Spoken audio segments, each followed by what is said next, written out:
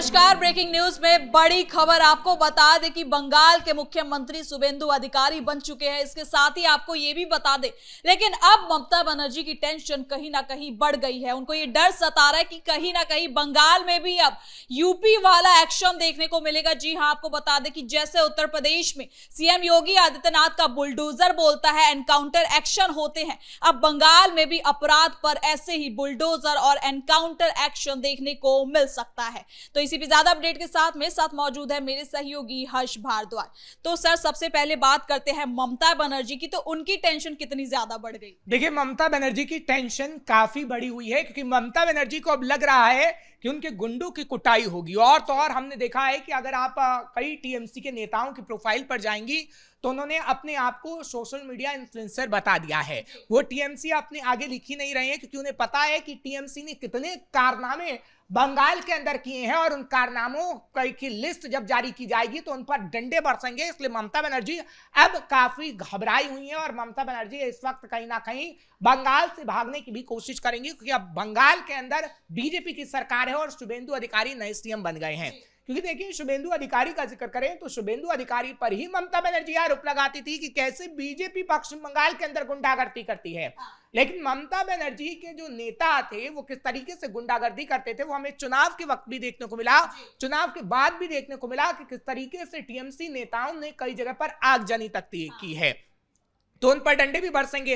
अगर आप ऐसे कारनामे करोगे तो शुभेंदु डंडे चलाएंगे, क्योंकि असम के मुख्यमंत्री हेमंत बिस्वा शर्मा को आपने देखा कि किस तरीके से उन्होंने बड़ी कार्रवाई की और एक बार फिर से वो असम में सरकार बनाते नजर आए हैं। और जो हिंदुओं की सुरक्षा की बात कही गई असम में, वही हिंदुओं की सुरक्षा का बात पश्चिम बंगाल के अंदर की गई है। और अब हम देखेंगे कि डंडा चलता हुआ नजर आएगा शुभेंदु अधिकारी का। देखिए, कई ऐसे काम हैं जो शुभेंदु अधिकारी को करने होंगे, क्योंकि पश्चिम बंगाल के अंदर शुभेंदु अधिकारी पर जनता ने विश्वास जताया है।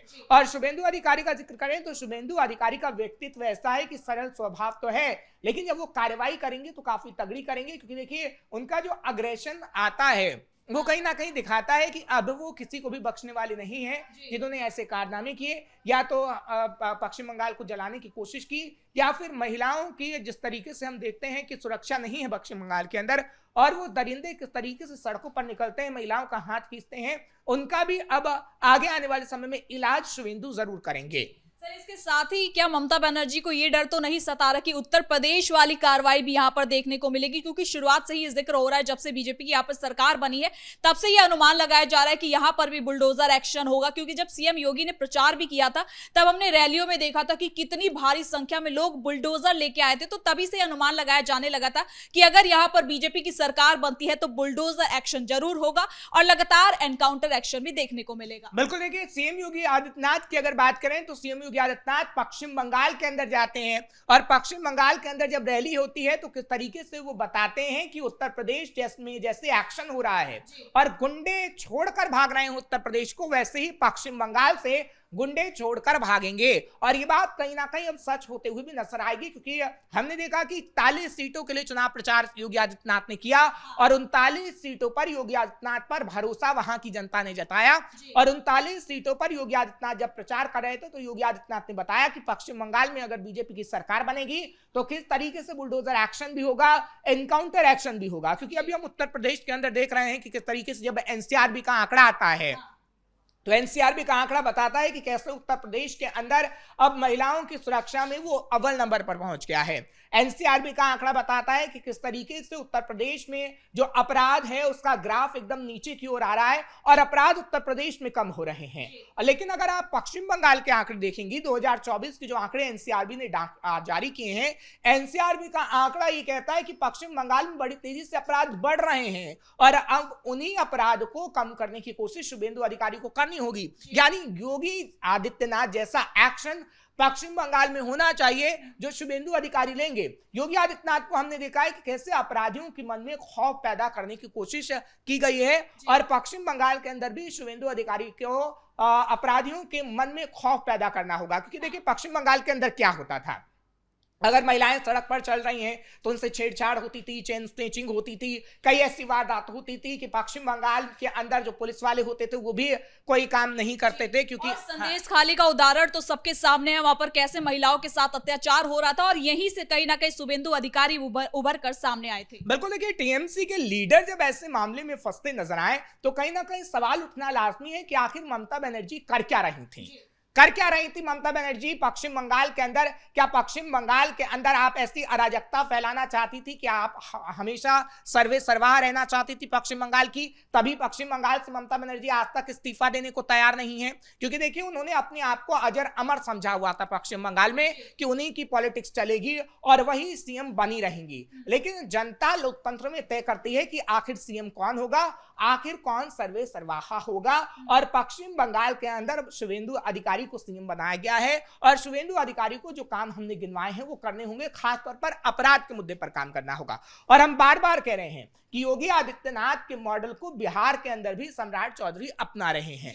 आपने बिहार के अंदर देखा कि कैसे सम्राट चौधरी ने जब शपथ ली सीएम की तो किस तरीके से रामधनी यादव का जो एनकाउंटर हुआ या फिर छोटू राम यादव का जो एनकाउंटर हुआ है वो मिसाल है कि जब सम्राट चौधरी शपथ लेते हैं तो किस तरीके से एनकाउंटर होता है। और वो एनकाउंटर सही हुआ क्योंकि 25 से 26 मामले ऐसे आरोपियों पर थे और तो और अपराधियों के मन में अब बिहार के अंदर भी खौफ पैदा होने लगा है कि अगर हम अपराध करेंगे तो हम लोग पहुंच जाएंगे। और पश्चिम बंगाल के अंदर भी अपराधियों के मन में यह खौफ पैदा करना होगा, क्योंकि जो तस्वीरें हम अपने दर्शकों को बार बार दिखाते हैं सृष्टि, वो अराजकता की तस्वीरें होती हैं, वो महिलाओं की सुरक्षा को सवाल पूछने वाली तस्वीरें होती हैं। क्योंकि देखिए दो बड़े मुद्दे होंगे। अभी प्रधानमंत्री नरेंद्र मोदी का जिक्र करें तो प्रधानमंत्री नरेंद्र मोदी जब आए थे और चुनावी रैली कर रहे थे तो महिला सुरक्षा एक सबसे बड़ा मुद्दा था और दूसरा सबसे बड़ा मुद्दा था घुसपैठियों को किस तरीके से खदेड़ा जाए। अमित शाह ने भी कल यही कहा, अमित शाह की तरफ से भी ये कहा गया कि कैसे घुसपैठियों को हमें खदेड़ना है, महिलाओं की सुरक्षा को किस तरीके से हमें करना है पश्चिम बंगाल के अंदर। और शुभेंदु अधिकारी के लिए यही दो बड़ी जिम्मेदारियां होंगी, क्योंकि देखिए योगी आदित्यनाथ के अंदर भी जो सबसे बड़ी जिम्मेदारी थी महिला सुरक्षा की थी, अपराध को कैसे कम करना है वो योगी आदित्यनाथ के पास जिम्मेदारी थी, उन्होंने बखूबी निभाया है। और 2017 के अंदर जब सीएम योगी आदित्यनाथ आए तो तस्वीरें बदली और विश्वास जनता ने जताया, 2022 में फिर वो आए। तो ऐसा ही शुभेंदु अधिकारी के साथ क्या होगा ये तो देखने वाली बात होगी, लेकिन शुभेंदु अधिकारी को ये काम करने होंगे और जनता ने इसलिए भरोसा जताया है कि वो मॉडल जो उत्तर प्रदेश में है वो मॉडल पश्चिम बंगाल में भी देखने को मिले। एक्शन तो देखने को मिलेगा सर, लेकिन इसके साथ ही ये भी जानना चाहते हैं कि चुनौतियां क्या क्या होंगी शुभेंदु अधिकारी के सामने, क्योंकि ममता बनर्जी को हटाया है तो उसके बाद चुनौतियां भी काफी ज्यादा हो जाती हैं। अपराध के अलावा भी और कौन कौन से मुद्दे होंगे जो यहां पर सही करने होंगे? देखिए अपराध के अलावा सबसे बड़ा जो मुद्दा होगा जो अव्यवस्थित बंगाल है उसको व्यवस्थित करना। किस तरीके से रोजगार का जो मुद्दा पश्चिम बंगाल के अंदर होता है उस पर काम करना, क्योंकि देखिए रोजगार पश्चिम बंगाल के लोगों को उतना नहीं मिला जिसकी बातें ममता बनर्जी की तरफ से की गई थी। हस्तशिल्प की जो कला पश्चिम बंगाल में उकेरी जाती थी आज कहीं वो नजर आती है, आज वो कहीं नजर नहीं आती। फिल्मों के लिए जब आजादी के बाद से हमने देखा कि थिएटर्स के लिए पश्चिम बंगाल जाना जाता था, आज आपको पश्चिम बंगाल में उतने थिएटर नजर नहीं आएंगे। और आप देखिए पश्चिम बंगाल से ही ज्यादातर लोग मुंबई की ओर शिफ्ट होते हैं इसी वजह से, क्योंकि कलाकार सबसे ज्यादा पश्चिम बंगाल से ही पहले निकला करते थे।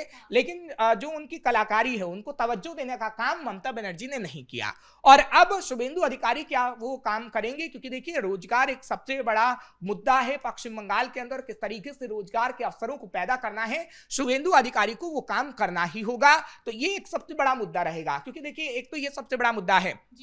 आपने अपराध के अलावा कई मुद्दे पूछे तो हमने रोजगार एक सबसे बड़ा मुद्दा बताया। दूसरा जो अभी हम बात कर रहे थे अमित शाह की और प्रधानमंत्री नरेंद्र मोदी की कि कैसे घुसपैठियों को भगाना है, क्योंकि देखिए अगर पश्चिम बंगाल की बात करें तो पश्चिम बंगाल में 1 करोड़ से ज्यादा घुसपैठिए हैं ऐसा कहा जाता है। हालांकि इसकी कोई आधिकारिक जानकारी नहीं है, लेकिन ये कहा जाता है कि 1 करोड़ से ज्यादा घुसपैठिए हैं और उन घुसपैठियों को खदेड़ा जाएगा। और जो प्रधानमंत्री नरेंद्र मोदी और अमित शाह की तरफ से बातें कही गई हैं वो ये कहा गया है कि जल्द से जल्द हम पश्चिम बंगाल में ही ये काम करेंगे, क्योंकि देश भर से आप देख रहे हैं कि खबरें आ रही हैं कि कैसे घुसपैठियों को खदेड़ा जा रहा है, चाहे फिर राष्ट्रीय राजधानी दिल्ली से हो, क्योंकि दिल्ली में आप पिछले हफ्ते भी खबर आई कि कैसे घुसपैठिया पकड़ा गया, क्योंकि तमाम घुसपैठियों ने अलग अलग जगह कब्जा किया हुआ है।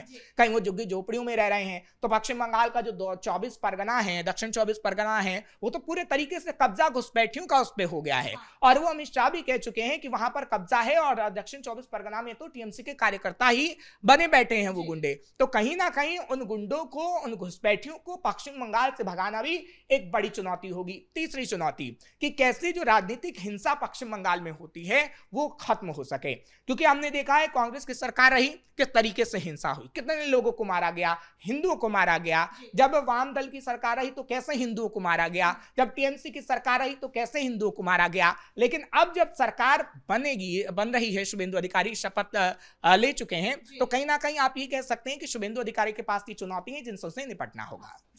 बहुत बहुत धन्यवाद सर इन तमाम जानकारी के लिए। तो कुल मिलाकर आपको बता दें कि पश्चिम बंगाल में शुभेंदु अधिकारी की सरकार बन चुकी है, लेकिन इसके साथ ही उनके सामने कई ऐसी चुनौतियां भी हैं जिस पर शुभेंदु अधिकारी को अभी काम करना बाकी है। फिलहाल के लिए ब्रेकिंग न्यूज में इतना ही। देखते रहिए कैपिटल टीवी।